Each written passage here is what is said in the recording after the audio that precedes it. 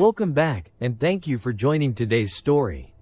When we think about cities that vanished without a trace, it is tempting to imagine a single dramatic cause of disaster so powerful that it erased everything overnight. But history tells a far more complex and fascinating story. Today, we begin by understanding one essential truth: cities almost never disappear for just one reason. In most cases, the fall of an entire city is the result of several forces acting together over time. A natural event might weaken the city first. An earthquake could damage buildings, or a long drought could strain food and water supplies. On their own, these problems might be survivable.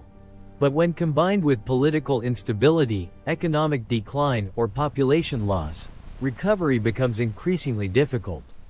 As people leave in search of safer or more prosperous places, cities begin to empty. Trade slows down. Public spaces fall into disrepair. Without enough residents to maintain roads, walls, and water systems, daily life becomes harder. What was once a thriving urban center gradually turns into a place people avoid rather than rebuild. Human decisions also play a crucial role. Leaders may abandon a city if it no longer serves a strategic or economic purpose. Trade routes can shift, borders can change, and suddenly a city that once mattered to the world becomes irrelevant. Over time, nature quietly takes over. Soil covers streets, plants grow through stone, and memories fade. So when entire cities seem to vanish, it is not because history forgot them. It is because multiple pressures slowly pushed them beyond the point of return. And once people stopped coming back, time did the rest. This is how disappearance truly begins, not with a single moment, but with a gradual turning away. Natural disasters have the power to transform thriving cities into silent ruins in a matter of hours. Unlike slow decline, these events strike suddenly, leaving little time for preparation or recovery. When a city is built in a fragile environment, a single catastrophic moment can determine its fate forever. Volcanic eruptions are among the most dramatic examples. Entire communities have been buried under layers of ash and debris, freezing daily life exactly where it stood. Streets, homes, and marketplaces disappeared beneath the ground, making return impossible. Even when survivors escaped, the land itself often became too dangerous or infertile to support rebuilding. Earthquakes caused a different kind of destruction. They collapsed buildings, shattered water systems, and altered the ground beneath cities. In regions without the resources to rebuild, damaged cities were simply abandoned. Over time, the ruins were dismantled for materials or swallowed by the landscape. Floods and tsunamis were equally devastating, especially for coastal and river-based cities. Sudden waves or overflowing rivers washed away ports, homes, and farmlands. In some cases, shorelines changed permanently, leaving former cities underwater or far from usable trade routes. Without access to food, trade, or fresh water, returning was no longer an option. What makes these disasters especially powerful is not just the destruction itself, but the aftermath. When infrastructure is gone and the environment has changed, rebuilding becomes impractical. As populations move elsewhere, the abandoned city begins to fade. Soil settles, plants grow, and traces of human life slowly disappear. In these cases, cities did not decline, they were abruptly removed from the living world, leaving history to uncover their stories centuries later. Long-term environmental change has quietly ended more cities than sudden disasters ever did. Unlike earthquakes or eruptions, climate shifts work slowly, often over generations, making their impact harder to recognize until it is too late. Cities that once thrived in stable conditions could become unlivable as their environment gradually changed. Water was usually the first warning sign. Many ancient cities depended on predictable rivers, seasonal rains, or underground water systems. When rainfall patterns shifted or rivers dried up, agriculture suffered. Crops failed more often, food supplies became unreliable, and famine followed. Even advanced irrigation systems could not compensate forever. Droughts were especially destructive.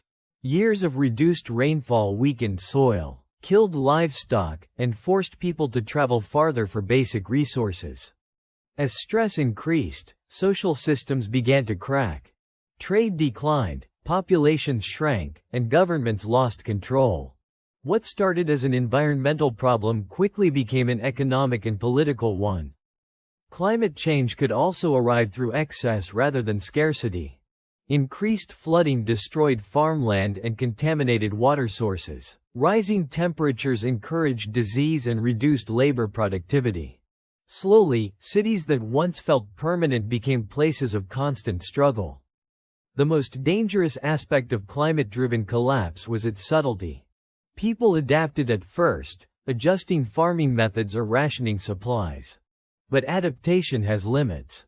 When survival required more effort than leaving, migration became the only solution. As residents moved away, cities hollowed out. Buildings were left unattended, infrastructure failed, and nature reclaimed the space. Without a dramatic final moment, these cities slipped quietly out of history, abandoned not by disaster, but by a changing world they could no longer survive in. Many ancient cities owed their success to geography. Rivers provided water, fertile soil, and trade routes, while coastlines connected cities to distant markets. But the same geographic features that helped cities grow could also cause their disappearance when they change. Rivers are not fixed paths. Over time, they shift, dry up, or carve new channels. When a river moved away from a city, access to fresh water and transportation disappeared with it. Harbors turned into dry land, irrigation systems failed, and farmland lost its productivity. Without water or trade, daily life became increasingly difficult. Coastal cities faced similar risks. Rising sea levels, erosion, and sediment buildup could transform busy ports into unusable shorelines. Ships could no longer dock, cutting cities off from trade networks that once sustained them. A city that lost its harbor often lost its reason to exist. These changes rarely happened overnight. Instead, they unfolded slowly, giving the illusion that conditions would eventually improve. Leaders invested in repairs and adaptations, but geography is persistent. Once a city's position no longer matched its economic needs, decline was unavoidable. As trade decreased and food supplies weakened, people began to leave. Wealthier residents moved first, followed by workers and merchants. What remained was a shrinking population unable to maintain infrastructure or defend the city. Eventually, the city became a relic of an outdated landscape. Roads led nowhere, docks sat far from water, and fields turned barren. Geography did not destroy these cities violently, it simply moved on, leaving human settlements behind, disconnected from the world that once gave them life. War has erased cities not only through damage, but through deliberate decisions to ensure they never returned. When invading forces captured an important city, destruction was often strategic rather than chaotic. Infrastructure was dismantled, defensive walls torn down, and populations removed, leaving no foundation for recovery. In many cases, the goal was control. By destroying a city's economic and political center, conquerors weakened resistance and redirected power elsewhere. Skilled workers, merchants, and leaders were forced to relocate, draining the city of the people needed to rebuild it. Without its population, even intact structures quickly fell into decay. Some cities were destroyed as a warning. Their ruins served as symbols of dominance, discouraging rebellion in surrounding regions. Over time, fear and instability prevented resettlement. Trade routes shifted to safer areas, and once busy roads fell silent. Cultural erasure also played a role. Certain cities were closely tied to religious, ethnic, or political identities. Eliminating the city meant weakening that identity itself. Temples, records, and monuments were destroyed, making it harder for future generations to remember what once stood there. Even when physical damage was limited, repeated conflict could have the same effect. Cities caught between rival powers were attacked again and again, exhausting resources and population. Eventually, abandonment became the only rational choice. Once war pushed people away permanently, nature finished the process.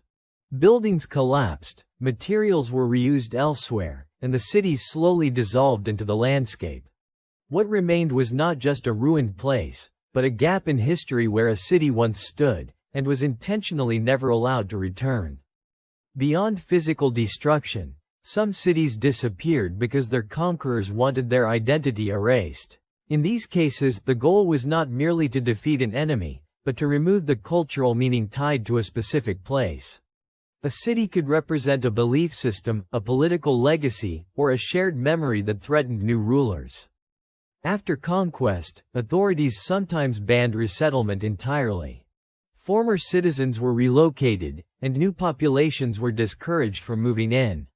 Without continuous habitation, even well-built cities deteriorated quickly. Roads cracked, water systems failed, and public spaces lost their function. Symbols mattered deeply. Monuments, temples, and administrative centers were dismantled to prevent the old identity from surviving. Records were destroyed or rewritten, ensuring future generations would not easily reconstruct what the city once represented. Over time, the absence of written memory made physical remains harder to interpret. Power was often redirected elsewhere. New capitals or trade centers were deliberately built to replace the old city's influence. As economic and political attention shifted, the abandoned city became irrelevant. Merchants avoided it, travelers passed it by, and maps slowly stopped including it. What makes this process especially effective is its quiet nature. There is no single moment of collapse, only a gradual removal from significance. Without people to maintain meaning, a city becomes just stone and soil. Eventually, even ruins lose their voice. Vegetation covers foundations, materials are reused nearby, and the original layout becomes unrecognizable. The city is not only gone from daily life, it is gone from collective memory, erased not by nature alone, but by intentional human choice. Cities exist because they serve a purpose. When that purpose disappears, survival becomes uncertain. Economic collapse has caused countless cities to fade away, not through sudden destruction, but through the steady loss of opportunity that once attracted people there. Many historic cities depended on trade routes. Merchants, markets, and storage centers formed the backbone of urban life. When new roads, ports, or sea routes emerged, older cities were bypassed. Trade slowed, wealth declined, and businesses closed. A city that was no longer useful to traders quickly lost its population. Resource exhaustion played a similar role. Mining towns flourished while valuable materials were available, then declined rapidly once those resources ran out. Without jobs or income, residents had no reason to stay. What had once been a lively community became a temporary stop in history. Political decisions could also trigger economic collapse. Shifts in borders, taxation, or governance sometimes cut cities off from the systems that supported them. Funding disappeared, maintenance stopped, and public services failed. As conditions worsened, people moved to places with greater stability. Economic decline rarely happens alone. As wealth decreases, cities become harder to defend, less able to repair infrastructure, and more vulnerable to disease and unrest. Each problem reinforces the next, creating a cycle of decline. Eventually, population loss reaches a tipping point. Schools, markets, and workshops close. Streets empty. Without enough people to sustain urban life, the city slowly dissolves. It is not destroyed, it simply becomes unnecessary, abandoned by a world that no longer needs what it once provided. Cities that rely too heavily on one source of survival are especially fragile. While specialization can drive rapid growth, it also creates a dangerous imbalance. When a single industry or network fails, the entire city can collapse with it. Many historic cities were built around one dominant function. Some existed almost entirely for trade, others for mining, manufacturing, or serving as administrative centers. As long as that role remained valuable, the city prospered. But when demand changed or alternatives appeared, the city had no backup. Trade-based cities were vulnerable to shifting connections. If a key trade partner collapsed or routes were redirected, commerce slowed immediately. Markets emptied, warehouses closed, and workers lost their livelihoods. Without economic diversity, recovery was nearly impossible. Industrial cities faced similar risks. When resources became scarce or technology evolved, older methods lost value. Skilled workers left to find opportunities elsewhere, taking knowledge and productivity with them. Population decline followed quickly. Even cities supported by political power were not immune. When governments relocated capitals or restructured administration, entire urban economies disappeared overnight. Housing, services, and commerce all depended on that central role. What makes single dependence collapse so severe is its speed. There is little time to adapt when everything depends on one system.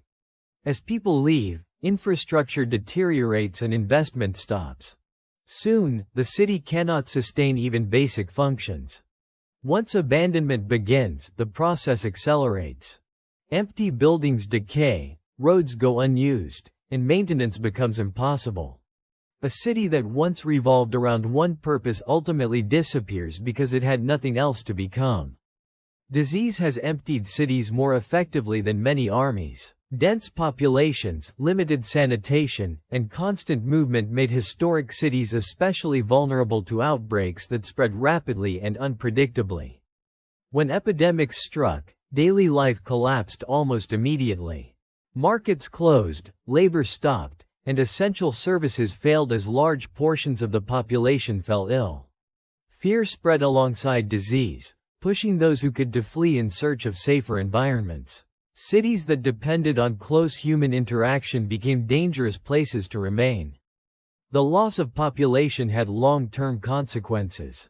Skilled workers, administrators, and merchants were often among those who left or never returned. Without them, cities struggled to function even after the outbreak passed. Economic activity slowed, and political authority weakened. Repeated outbreaks were particularly destructive. Cities that experienced waves of disease over decades never fully recovered. Each wave reduced the population further, making rebuilding efforts increasingly difficult. Abandoned homes and public spaces became common, accelerating decline. Disease also affected perception. Once a city gained a reputation as unsafe or unhealthy, migration reversed permanently. Travelers avoided it, trade routes shifted, and investment disappeared. Even when conditions improved, the damage to trust remained.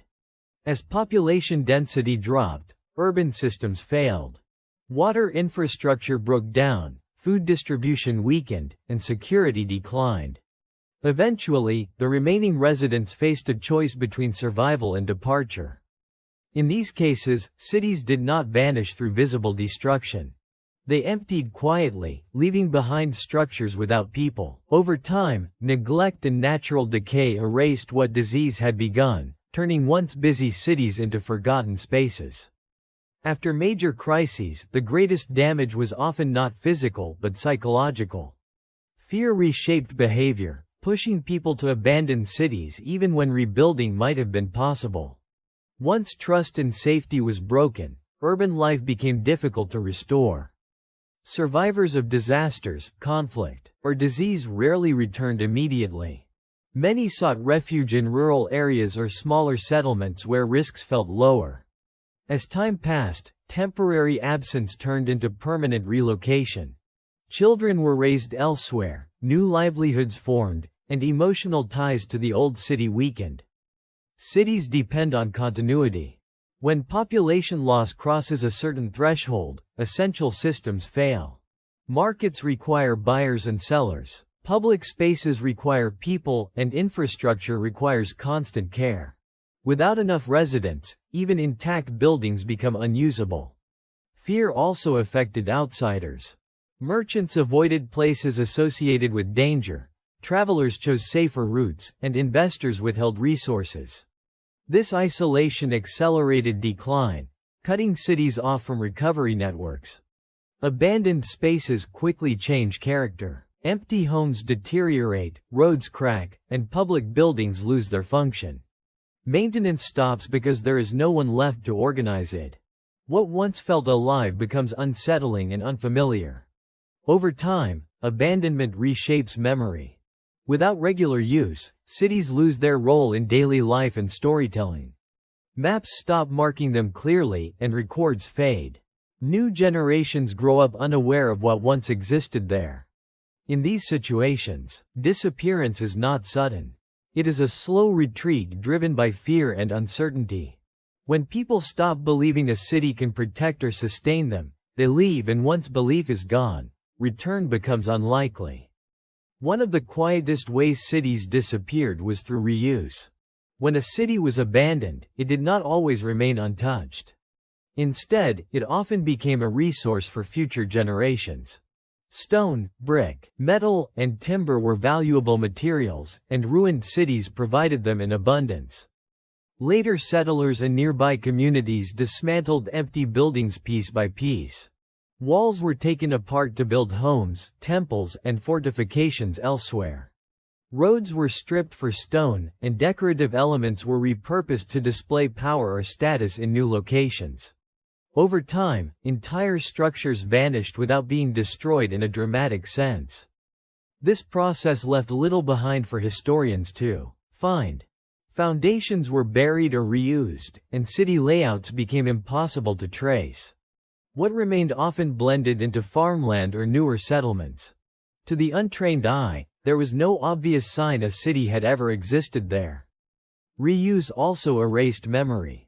As materials were scattered across regions, the original city lost its identity as a single place. Stories and records became disconnected from physical evidence, making reconstruction difficult centuries later. Unlike natural disasters, reuse was gradual and practical. People did not intend to erase history.